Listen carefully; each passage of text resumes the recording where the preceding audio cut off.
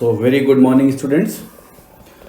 In today's video lecture we are going to study about the concept of calculation of centroid for 3D bodies, and this is the continuation of lecture number 14.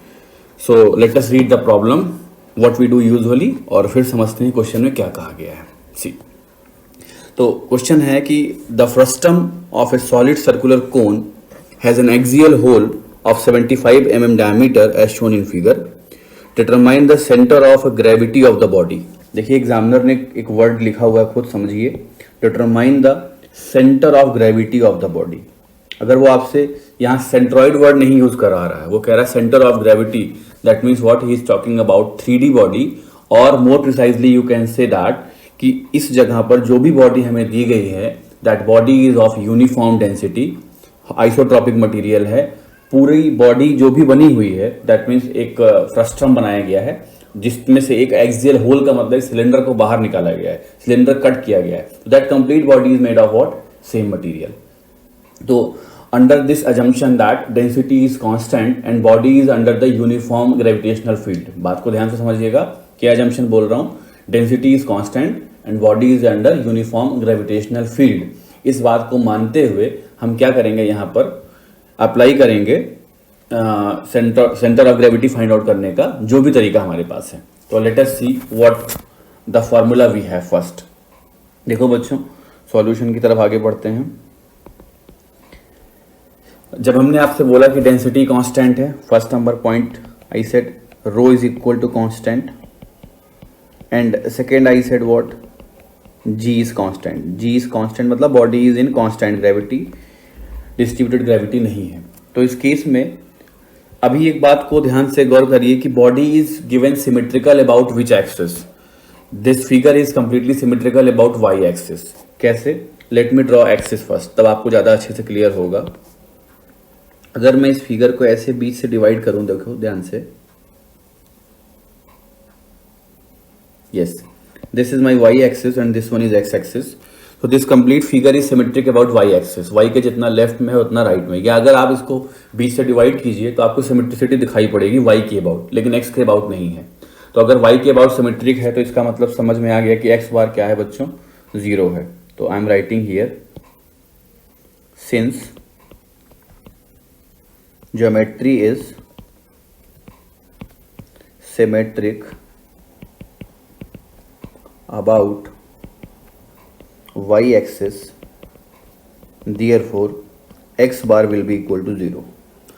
अब x bar 0 हो गया तो y bar calculate करते हैं. y bar के लिए what formula we have, y bar is equal to integration of y dv divide by v. ये बात आपको समझ में आ गई होगी कि मैंने यही फॉर्मूला क्यों लिखा, because I have taken the two assumptions, rho constant, g constant. तो that after putting these conditions we will end up with this formula, right? तो y bar is equal to y dv divide by v.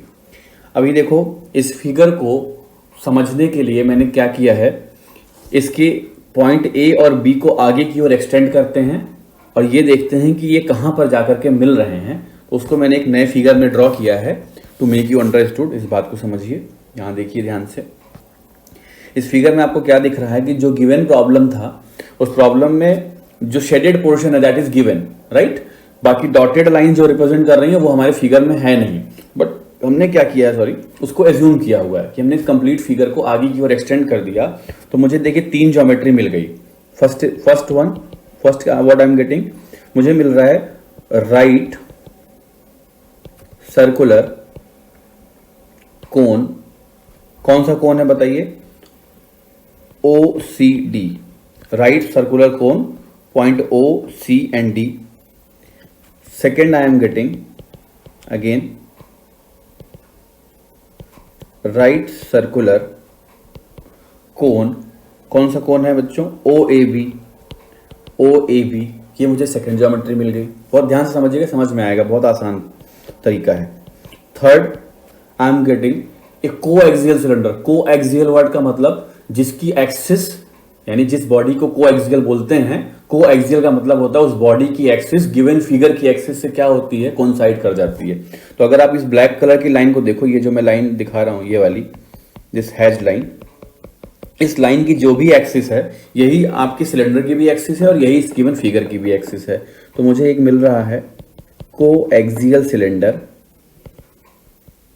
Coaxial cylinder. तो इसको मैं नाम नहीं लिख रहा हूं, आपको समझ में आ गया कोएक्सियल सिलेंडर कौन सा है। यू कैन राइट ऑफ, ऐसा लिख देता हूं, ऑफ रेडियस 75 बाई 2 सेंटीमीटर, 75 उसका डायमीटर है। एक कोएक्सियल सिलेंडर मिल गया, वेरी गुड। तो इस फॉर्मूले को फुलफिल कराने के लिए मुझे क्या कैलकुलेट करना है, इन तीनों ज्योमेट्रीज का वॉल्यूम निकालना होगा, राइट। इन तीनों ज्योमेट्रीज का वॉल्यूम निकालना होगा और इन तीनों ज्योमेट्रीज का मुझे सेंट्रॉइड निकालना होगा। तो मैं इस फॉर्मूले को अगर मोर प्रिसाइजली यूज करूं तो किस तरह से यूज करूंगा, मैं यूज करूंगा कैसे बच्चों, y1v1 plus y2v2 and plus y3v3 divide by v1 plus v2 plus v3। ये फॉर्मूला यही लिखा हुआ है, बस इसको इंटीग्रेशन के बजाय मैंने समेशन के फॉर्म में लिख दिया, ठीक है। Where y1, y2 and y3 are the respective centroid of the given geometries from x axis, remember from x axis. तो x एक्सिस से सेंट्रॉइड कैलकुलेट करना है। तो चलिए आगे बढ़ते हैं। सबसे पहले मैं कैलकुलेट करता हूं जो भी इंफॉर्मेशन है, triangle, I mean not triangle, cone OCD की बात करते हैं। OCD का मतलब बिगर कोन। तो बिगर कोन में I need to find out this value of h, तो ये मुझे निकालना होगा। ये कैसे निकाल सकते हैं, इस h को कैलकुलेट करना है तो बहुत आसान तरीका है कि let's say this semi cone angle is theta. तो यहां से क्या लिख सकता हूं मैं, tan theta is equal to total base is 300, that means 150 is the radius divide by 300 plus h। ये मैंने किस में लगाया है, triangle O, let's say this is E point, OED में लगाया है अभी। अगर आप ट्रायंगल के फॉर्म में देखें इस पूरे कोन को तो tan semi cone angle tan theta की वैल्यू मुझे मिल जाएगी 150 बाई 300 प्लस h। और अगर इसी को मैं यहां पर अप्लाई करूं, लेट्स से F है, O, F एंड B छोटे वाले ट्रायंगल में, तो ये क्या मिल जाएगा मुझे, इज इक्वल टू, देखिए इस फिगर को ध्यान से देखो तो आपको ऊपर की डायमेंशंस 150 दी गई है, ये डायमेंशंस 150 दिया गया, तो रेडियस कितनी हो गई 75, राइट। तो this will be equal to 75 divide by h। Simplify कर लें, we will get here h is equal to 300 mm। इसको सिंप्लीफाई कीजिए, यू विल गेट h की वैल्यू कितनी आ जाएगी बच्चों यहाँ से 300 mm। तो ये मुझे जो क्वेश्चन मार्क मैंने लगाया था मैं इसको हटाता हूँ और यहाँ डालता हूँ h is equal to 300 mm, यानी ये ऊपर भी 300 ही है। ज्योमेट्री कुछ ऐसी है कि नीचे भी 300 है, ऊपर भी 300 है, ठीक है।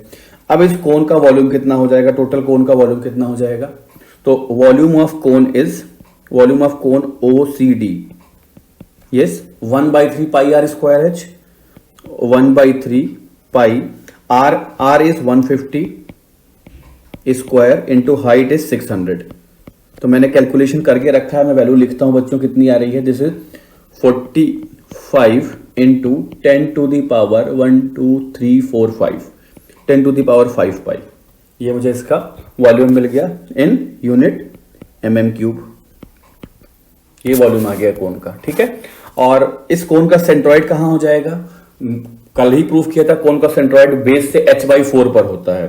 तो बेस से h/4 का मतलब मैं लिख रहा हूं y बार ऑफ y, या y1 बार लिख देते हैं। इस वॉल्यूम को v1 लिख दिया और सेंट्रॉइड को y1 bar, that is equal to h/4 and total height is given how much 600 divide by 4, it is coming out to be 150 mm। तो देखिए मैंने दो इंफॉर्मेशन निकाल लिया पहले वाली फिगर के लिए। अब सेकेंड ज्योमेट्री पर आते हैं, ये इसका काम हो गया। सेकेंड की तरफ आते हैं। सेकेंड में हमारे पास कोन OAB है, तो अब मैं करता हूं कोन, ये यहां पर लिखता हूं 1, ये 1 के लिए बात हो गई। अब 2 के लिए देखिए कोन OAB, तो वॉल्यूम ऑफ कोन OAB जिसको मैंने 2 से लिखा 1/3 पाई r स्क्वायर h, राइट। तो here it will be what 1/3 into pi. और छोटे वाले कोन के लिए देखिए रेडियस कितनी दी गई है, छोटे वाले कोन को अगर आप देखेंगे तो नीचे आपको रेडियस दिख रही होगी, this radius is come out to be 75। तो that is coming what I am writing here 150/2 whole square into height is 300। तो ये वैल्यू मुझे मिल रही है students, this is 562500। Yes, 562500 pi mm³। अब देखो सेकेंड बॉडी को रिमूव किया गया, जो कोन ऊपर का दिख रहा है आपको, कोन ओ ए बी दिख रहा है फिगर में, ओ ए बी को हमने रिमूव किया है। अगर मैं इसको ऐसे दिखाऊं तो देखिए ये रेड वाला जो कोन दिखा रहा हूं, ये डॉटेड हैच लाइन देखिए, this cone have been removed. तो अगर ये रिमूव है तो इसका मतलब मुझे इससे पहले माइनस साइन लगाना चाहिए यहाँ पर, ये रिमूव है। Very good. अब मुझे क्या चाहिए होगा, y2 बार, इसका सेंट्रॉइड कहाँ से चाहिए होगा, एक्स एक्सिस से। तो एक्स एक्सिस से बच्चों इस कोण का तो खुद का h/4 होगा, पर 300 पहले बॉटम से 300 जाओगे भी ऊपर, ध्यान से देखो, पहले यहां से आप 300 ऊपर की ओर जाओ, यहां तक green line, plus centroid of cone is h/4। तो that mean will be what, ये कितना हो गया देखिए, सबसे पहले 300 जाएंगे plus 300/4 and this value is come out to be 375 mm। ठीक है, वेरी गुड, y2 बार मिल गया। अब हम चलते हैं को अपने थर्ड इंफॉर्मेशन की तरफ। थर्ड क्या है, थर्ड इज हियर, ये हो गया। Third is coaxial cylinder. तो अब हम बात करते हैं cylinder of radius 75/2 mm। 75/2, this is not in centimetre, यहां सेंटीमीटर लिखा है शायद, ये mm है, रेडियस दिस वन। तो what will be the volume of this cone, सबसे पहले वॉल्यूम ऑफ दिस सिलेंडर का वॉल्यूम πr²h। तो पाई इंटू आर की वैल्यू दी गई है कितनी, 75/2 whole square into height is given 300, और ये भी रिमूव वॉल्यूम है, जिसको ये माइनस कर दिया, and this value is come out to be -421,875 21,875 pi mm³। ये मुझे इसका वॉल्यूम मिल गया। एंड y3 बार कितना होगा सिलेंडर के लिए, h/2 पर, टोटल हाइट के हाफ पर होगा। तो h/2 that is 300/2 is equal to 150 mm। ये मुझे मिल गया तीनों। तो अब आपके पास y1 y2 y3 v1 v2 v3 आ गया।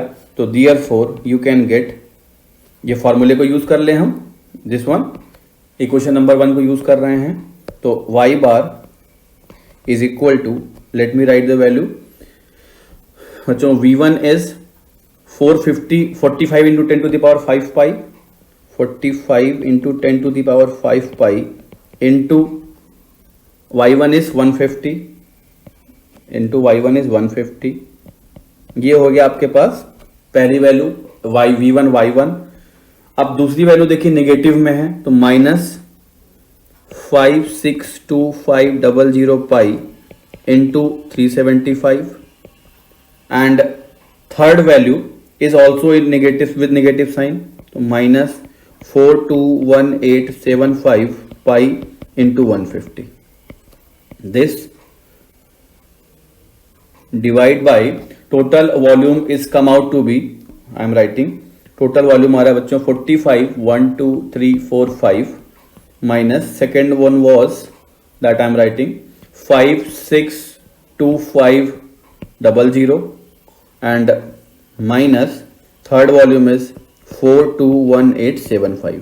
देखिए सबके साथ पाई लगा हुआ था, न्यूमरेटर में भी और डिनोमिनेटर में भी था, तो ये पाई मैंने यहां लिख लिया और ये ऊपर वाले पाई से कैंसिल हो जाएगा। आप इसको सिंप्लीफाई कर लीजिए, you will get y bar is come out to be 114 mm। तो देखो यहां से हमने प्रॉब्लम को सॉल्व किया और सेंट्रॉइड कैलकुलेट किया। Just for saving the time calculation I have already made. तो आपको कॉन्सेप्ट समझ में आया, ये आना चाहिए। यहां पर देखिए जो पहले कोन का सेंट्रॉइड था, अगर मैं टोटल बड़े वाले कोन की बात करूं तो it was the centroid of the bigger cone, जिसको मैंने ऐसे लिखा था, देखिए दिस वॉज C1 जिसकी हाइट ये मिल रही थी मुझे, जिसको मैंने यहां लिखा हुआ है C here, this one 150 mm। फिर सेकेंड कोन के लिए हमने बात किया, तो सेकेंड कोन हमारा ये था, this one was second cone जिसका सेंट्रॉइड C2 था, and the value of C2 is from this one यहीं से लिया गया था, तो it was come out to be 300 plus 300/4। और थर्ड हमने सिलेंडर देखा था बच्चों, तो सिलेंडर के लिए जो सेंट्रॉइड था वो मैं यहीं लिखता हूं ताकि आपको विजिबल हो। This one was the centroid of cylinder, ये इट वॉज 300/2। और टोटल जो फिगर अब बन के आया तो उसका सेंट्रॉइड कहाँ मिला मुझे, उसका सेंट्रॉइड मिला 114 mm पर। तो टोटल सेंट्रॉइड अगर आप काउंट करें तो you are getting somewhere, I am showing by some green colour. देखिए total centroid I am getting 114 का मतलब देखो 300/2 150 से भी नीचे हो गया। तो पूरी बॉडी का सेंट्रॉइड ये कहीं लाइन आई है, दिस वन इज, जिसकी वैल्यू है, थोड़ा सा यहाँ इसको हटा के लिखता हूँ, yes sorry give me some space, this is come out to be 114 mm। It is the centre of gravity, CG से लिख रहा हूँ, ऑफ द कंप्लीट बॉडी। तो होप सो आपको ये क्वेश्चन समझ में आया and it was very simple problem, but you need to locate कि सॉल्व कैसे करना है। तो कभी भी फ्रस्ट्रम का प्रॉब्लम आ जाए तो डायरेक्ट फ्रस्ट्रम को कोई फार्मूला डेवलप करने के बजाय उसको कोन में हमने कन्वर्ट कर लिया और रिमेनिंग पोर्शन को माइनस करके सॉल्व कर लिया। This was the gist of this question. तो आई होप समझ में आया। नेक्स्ट लेक्चर में हम सेंट्रॉइड का लास्ट प्रॉब्लम सॉल्व करेंगे and that will be the combination of 4-5 geometries itself, right? Till then you revise and take care. Thank you.